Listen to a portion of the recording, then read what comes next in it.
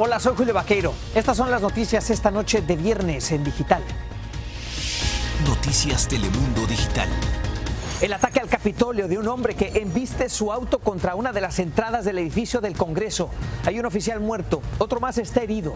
El atacante fue abatido cuando salió de su vehículo, cuchillo en mano. Lo que vemos es que estamos sujetos a otros ataques y que hay personas ahí afuera que quieren hacerle daño físico a las personas que trabajan dentro del Capitolio. Los congresistas están preocupados. Este es el segundo ataque al Capitolio en menos de 3 meses. ¿Cómo evitar que algo así vuelva a suceder? Lo revisamos. Además, la muerte de un joven latino en Chicago a manos de la policía.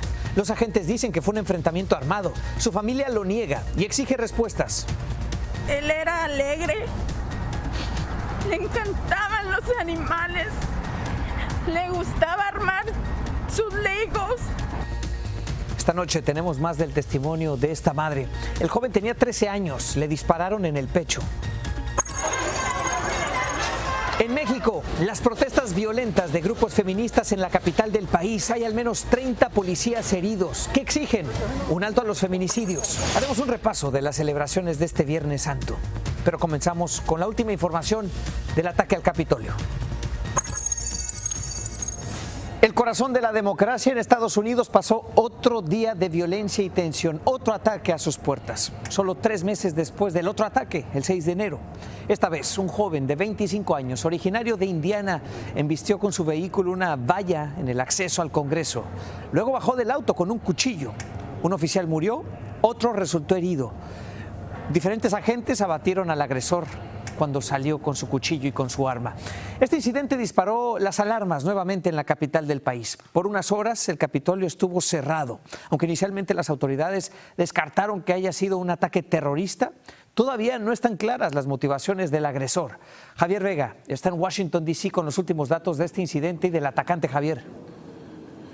Julio, buenas noches. Pues a la espera de que se esclarezcan sus motivaciones, siguen surgiendo detalles sobre este atacante, Noah Green. Ahora sabemos que vivía en el estado de Virginia, que recientemente había dejado su empleo, que incluso había intentado cambiarse el nombre, pero también se había inscrito a un posgrado de negocios y tenía un perfil en las redes sociales donde había expresado su apoyo a una organización llamada La Nación del Islam. ¿Por qué lo hizo?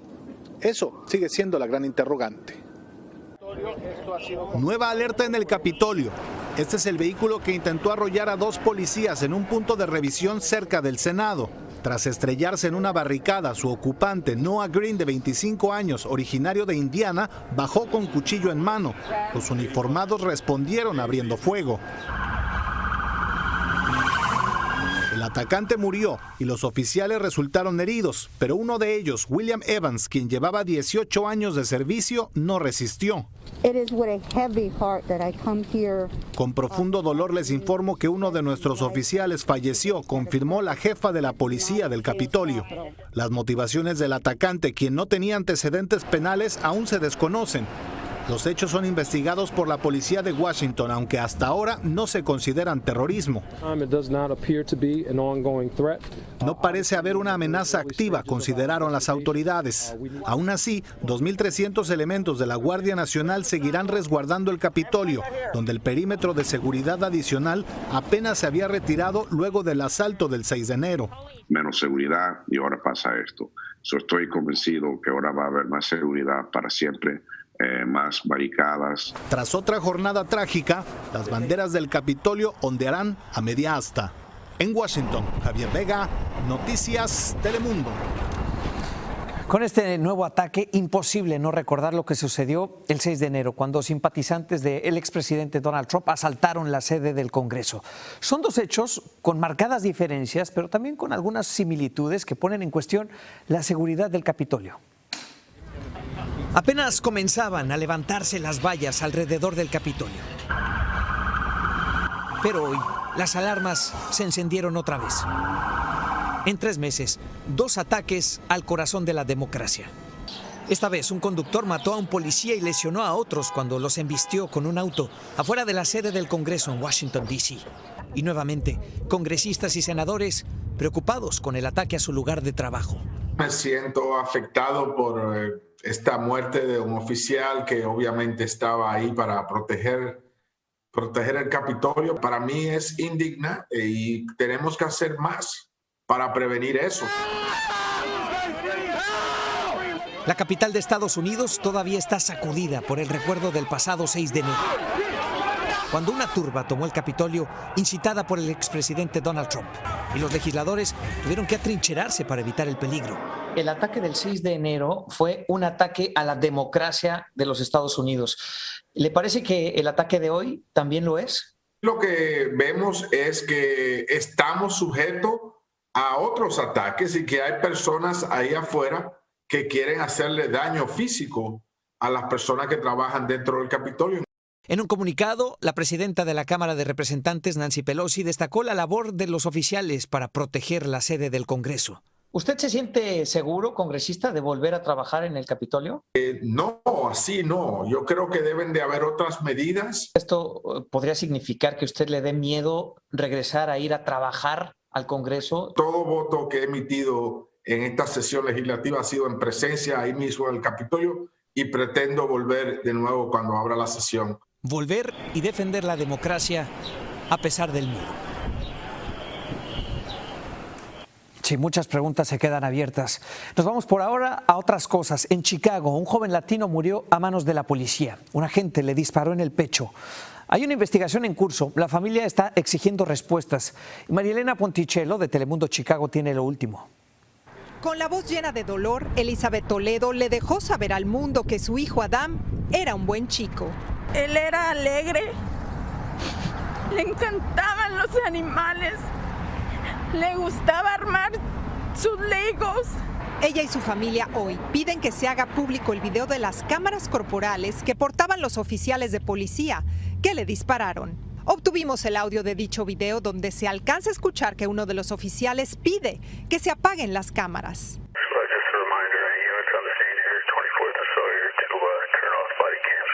Adam se ausentó por varias horas el domingo, por lo que su madre Elizabeth llamó a la policía para reportarlo como desaparecido.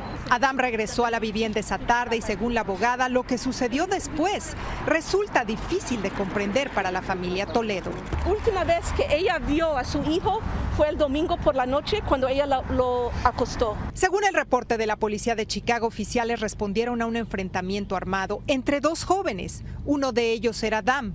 Dicho evento culminó con el arresto de Rubén Román, de 21 años, y con la muerte de Adam Toledo, de 13, quien recibió un impacto de bala. Queremos que por favor se haga justicia, porque es una ingratitud que los señores servidores públicos de la policía, que son los que tienen que cuidar la ciudad, hayan matado a ese niño.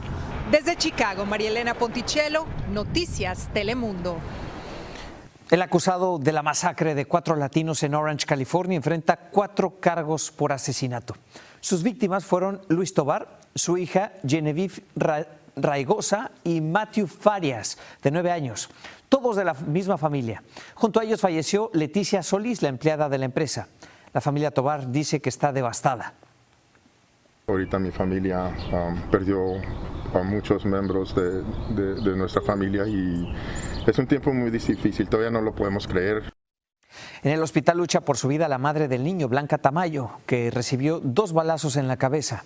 Los Tovar son originarios de Sonora, México, pero ya se habían asentado en California.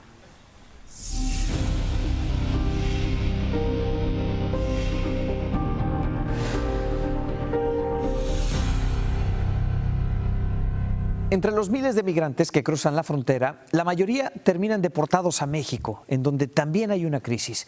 Este es el caso de una guatemalteca que recibió 7 disparos en su travesía para llegar a Estados Unidos y tuvo que regresar a Reynosa junto a sus 2 hijos menores, su suegra y sus 2 cuñadas.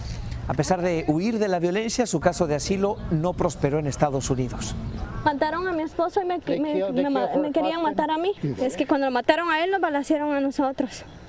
O sea, mi hijo chiquito solo tiene una escarcha de bala acá. Abogados explican que ante la gran afluencia de migrantes y lo saturado que está el sistema, es posible que muchos casos no se estén siendo analizados a fondo cuando solicitan el asilo. En el intento por llegar a Estados Unidos, los migrantes se aventuran por lugares cada vez más peligrosos. Mira estas imágenes. La patrulla fronteriza tuvo que rescatar en helicóptero a un hombre en una zona desértica cerca de Tucson, Arizona. La tripulación localizó a este migrante que tenía una pierna rota. Con cuerdas, un agente pudo bajar hasta el lugar en donde se encontraba y lo subieron así a la aeronave. Y aquí le va una imagen que le va a sacar una sonrisa. Es el reencuentro entre una madre y su hija después de haber estado separadas 6 años. Sonia Almendaris dejó Honduras tras la muerte de su hijo a manos de la delincuencia. Para evitar que la vida de su otro hijo corriera peligro, emigró y dejó a su hija con la esperanza de algún día reunirse en Estados Unidos. Y así fue como se fundieron en un mismo abrazo en Texas. La pequeña tiene ya 10 años de edad.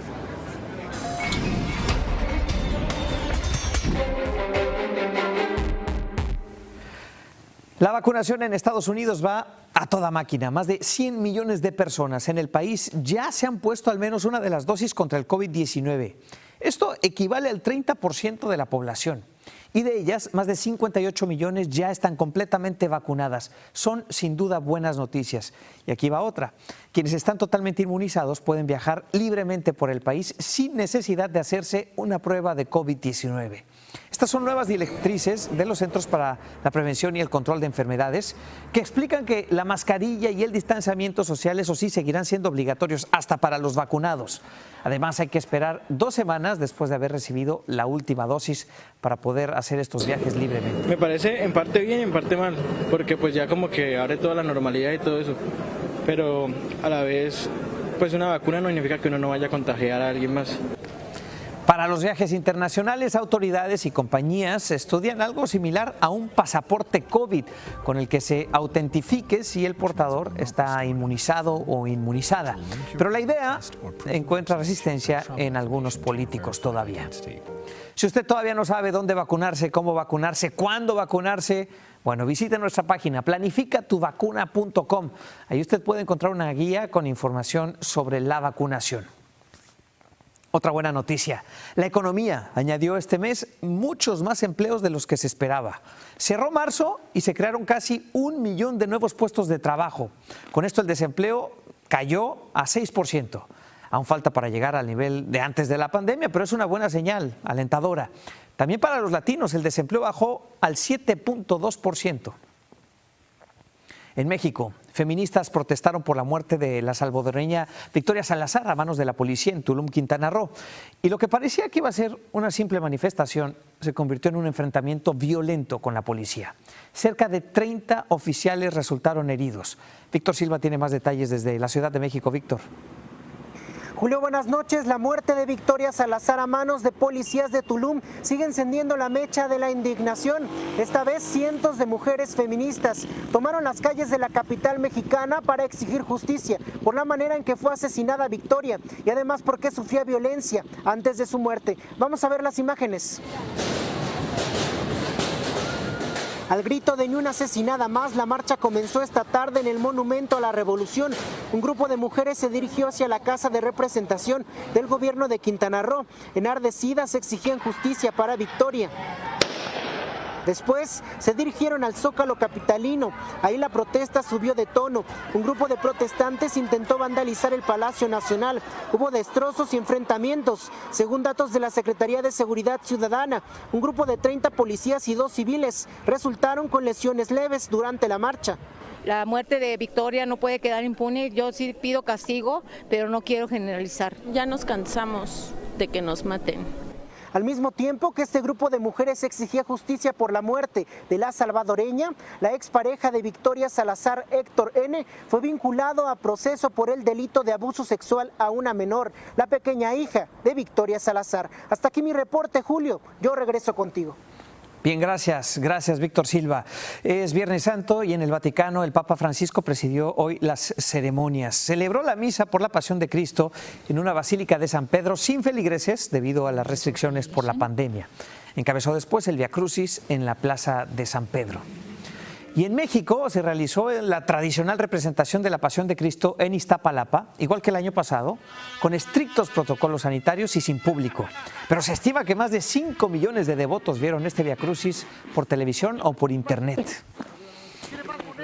Y en contraste, las procesiones por Viernes Santo en El Salvador movieron a multitudes en la ciudad de Sonsonate. Fieles católicos desafiaron los peligros de la pandemia para unirse y ver el Vía Crucis. Samuel Arias tiene los detalles. Este viernes pudo más la fe y la devoción que el temor al coronavirus. Los llamados cargadores llevaron la imagen de Jesús Nazareno sobre sus hombros en lo que se conoce como las estaciones del Vía Crucis. Feliz y contento. Pero ahí vamos con sacrificio. Es algo bonito poderlo llevar en hombros. No es tanto el sufrimiento que él vivió. Y quienes tampoco se quisieron quedar en sus casas fueron las cargadoras de la imagen de María o la Virgen Dolorosa. Porque los que venimos con fe, les digo, no sentimos que pesa. Algo inexplicable, la verdad, para los que lo hacemos de devoción. Y es que a pesar de las limitantes de la pandemia, miles salieron a las calles a esperar el paso de esta procesión, considerada una de las más importantes de la Semana Santa. En medio de la solemnidad, los organizadores intentaron aplicar las medidas de bioseguridad. Tenemos un grupo que llega y limpia cada almohadilla donde nosotros vamos cargando. No está permitido el uso de guantes. Bueno, distanciamiento pues no se puede aquí, porque aquí andamos bastante gente. Y en cada esquina, la imagen del Nazareno provocaba un acto de fe. Pido por la pandemia, porque todo esto cese. Algo maravilloso vivir este momento, a pesar de todo lo que nos está pasando. Así, el Cristo enfrentó la crucifixión. En Sonsonate, El Salvador, Samuel Arias, Noticias Telemundo. Un incidente brutal en la cárcel de Oklahoma terminó con la muerte de un recluso que tomó como rehén a un guardia y que lo apuñaló varias veces. Mira el video, lo compartieron las autoridades. Se ve cómo el hombre logró someter a la gente gracias a un descuido y lo mantuvo con las manos atadas. Lo llevó al centro de este piso del penal, en donde se ve a otros internos, y además de golpearlo, lo apuñaló al rehén por el cuello. Poco después irrumpieron otros agentes armados y el prisionero de 34 años fue abatido. El oficial apuñalado fue trasladado al hospital. ¿Qué le parece? Síganos en nuestras redes sociales para más noticias y visite noticiastelemundo.com.